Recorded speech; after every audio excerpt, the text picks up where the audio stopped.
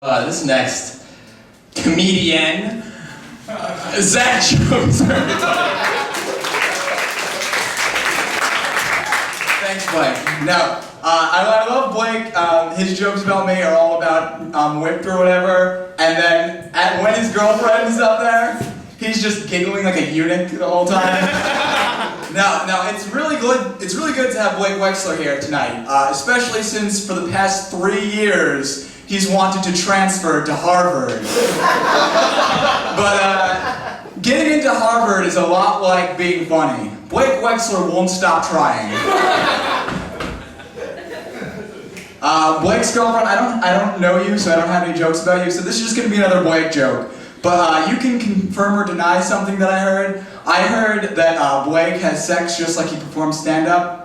On a good night, it lasts 5 minutes, and he tweets about it until you're guilted into coming.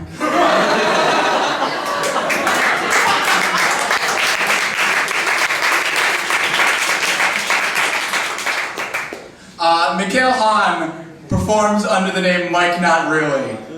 Why don't you get a less sure of yourself name for you fucking idiot? Throw some ellipses and a question mark in there while you're at it. There's grammar jokes tonight, guys. Now, if you were to ever get a fan, his life would immediately be turned into some fucking like Abbott and Costello routine. Who's your favorite comedian? Mike, not really. Then who? Mike, not really. Fucking moron. Justin Rogers is not a comedian, but the stage isn't really setting the bar very high, so I really liked your get-up tonight. It was like Mad Max, except if they were instead of being out of gas, they were out of shame. You're like Crispin Glover if you superfied the creepy uncle part of him. That was off the cuff, okay? Leave me alone. Now, Justin is actually known for going to bars and taking his shirt off and going around parties with red marker on his face acting like a velociraptor. He's basically just a Goldberg that I'm pretty sure could beat us all up. Eric's son tells a lot of Asian jokes, which I find offensive, especially since he tells them about as well he can drive. That's all I got. Peter Lundquist, I don't really know, but the other day he told me that he is a Colombian citizen. So let's just call him a dirty Mexican and move on with it. If we could just do a racial epithet for everybody, that would be pretty awesome. Too bad I don't know what Ishan is. But something I do know about Ishan is he's founded an improv troupe here. In Dutch it's called Stroopwafel, and in English it's called Not Funny. Stroopwafel, more like troop awful. They didn't let me in. Shut up, Chris, please. Like Reggie and Frederick were less funny, which isn't possible. I don't know Tisha either, but Tasha, whatever the hell your name is. But I do have jokes for Will Abels, and I think there might be some crossover, so I'm going to tell those. Will Abels is not here tonight. He founded a comedy society called Smells. He wanted a name to fit to his comedy, but somebody already copyrighted douchey frat humor. He is in a frat. I'm not saying that being in a frat makes you gay, but they do call it Greek life for a reason. Nice. Max Fox, everybody. Yes. Max Fox used to have a really cool beard. Then she broke up with him. It means you're gay. Max Fox lives in the shadow of his younger brother, as everybody has noted, because there's nothing else interesting about him.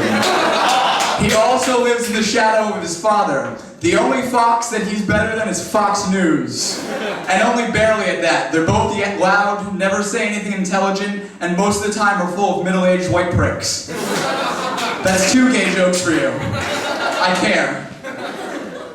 Dan Rubinson is a member of Hyena, which is a fitting name for the troupe, because both the group and the animal are often, it's a misconception that they produce laughter. I looked that up on Wikipedia, and that's the truth, alright? In fact, on the Wikipedia page for a hyena, it has the endangeredness factor, which is not what it's called. No, but... And it said, least concern, which is fitting, because that's how I think we all feel about you tonight. Anyway, Dan Perrault will be making an appearance later. Dan Perrault graduated in 08, and he's currently pursuing his master's and never leaving. Here's one that he probably doesn't want me to tell you all, but on Dan Perrault's computer, he has a file full of porn that's named Transformers Project, because he doesn't want anybody to look at it. Why didn't he just call it Dan Perrault Stand-Up then?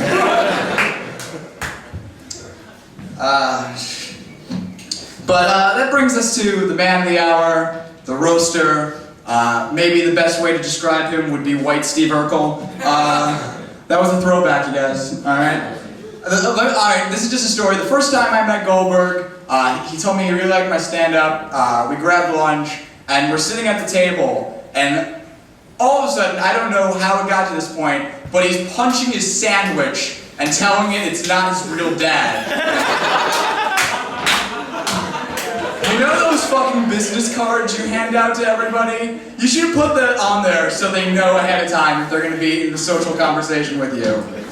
You know, comedian, slam poet, lunch puncher. Yeah. Goldberg worked for, he interned for WWE Magazine this summer. What's the prerequisite for that? Virginity? You know, Goldberg likes to make up stories about where he loses his virginity. But the fun thing is, whenever he tells a story, you can always haggle him down to what it really is. He'll be like, I got to second base last night. No, you got to eye contact. Okay. Adam came out with a CD last year and charged $10 fucking for it. Jesus Christ, who would want to buy that? For half that price, I could get a midnight blowjob in the Commons, and your CD is still more likely to give me AIDS. Adam Goldberg has the most Jewish name ever. He's such a stereotype that even his jokes are cheap. And I think how much everybody really cares about Goldberg is you can see it by how much effort we all put into this. And by which I mean, he set it all up by himself. This was all his idea. But really, you know, some people think that Goldberg's humor is inconsistent. I don't think so, because, you know, on a bad night he may be bad, but on a good night, he's not performing. So, basically, I just want to be heartfelt for your ear for a second. Goldberg, you're like the brother I never had. Because when my parents found out my brother would be like that, they chose to abort. It's a roast. No, if I could be serious here for a minute, you may be the reason I'm up here right now. You told me when all the shows were. When I was a freshman, I didn't know anything. And I'd like to thank you all from that. And sincerely, from the bottom of my heart, I do tolerate you. Thank you. Give it up to Zach Jones, everybody. Zach Jones.